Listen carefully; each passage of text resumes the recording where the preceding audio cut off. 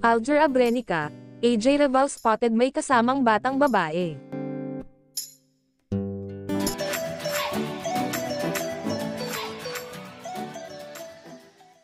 Ayaw pa ring tantanan si AJ Reval at Alger Abrenica. Curious ang maraming netizens kung sino ang batang babaeng kasama ng magkasintahang sina Alger Abrenica at AJ Reval sa kumalat na video kamakailan.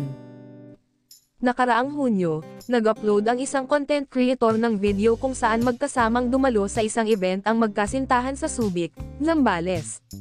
Mas naging kapansin-pansin ang video dahil kasama nina Alger at AJ na naglalakad ang isang batang babae na naka-face mask. Nakahawak sa kamay ni AJ ang bata. Matatanda ang noon pa man ay natsichismas ng may anak umano si AJ kay Alger subalit itinanggi naman ito ng kampo ng aktres. Maging ang tatay niyang si Jeric Reval ay pinabulaanan ito sa isang panayam.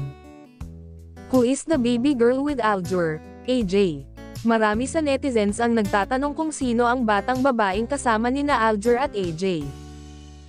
May ilang nagsabing anak daw nila ito. Ayon sa isang netizen, anak nila yang bata kasama nila. May nagsasabi namang anak daw ito AJ sa dating karelasyon nito. Meron namang nagsabing baka hindi ito anak ng dalawa dahil medyo malaki na ang bata. Unang nalink sina Alger at AJ taong 2021 nang magkasama sila sa pelikula. Mula noon ay nanligaw na raw si Alger sa kanya, at July 2022 opisyal na naging sila. Kasunod nito ang sunod-sunod na panahong nagkaroon ng espekulasyon tungkol sa di umano'y pagbubuntis ni AJ. Kasama ni AJ noon ang ama niyang si Jeric Reval, na mariing pinabulaanan ang intriga tungkol sa anak. December 2022, muling nasilayan ng publiko matapos mapabalitang nanganak na umano ito sa anak nila ni Alger. Pero, tikom pa rin ang bibig ng dalawa ukol dito. Mula noon, bibihira na lamang tumanggap ng proyekto at mas piniling hindi na maging aktibo sa showbiz ni AJ.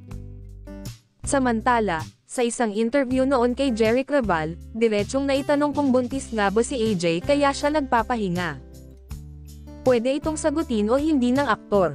Natawa muna ang ama ng dalaga, tuwing nagbabakasyon yan, nababalitang, buntis, sabi nila. Natatawa na lang ako, papasok dito, isang tenga, lalabas dyan. Clean-ero rin ni Jeric ang isyong may anak na si AJ o may apo na siya sa anak.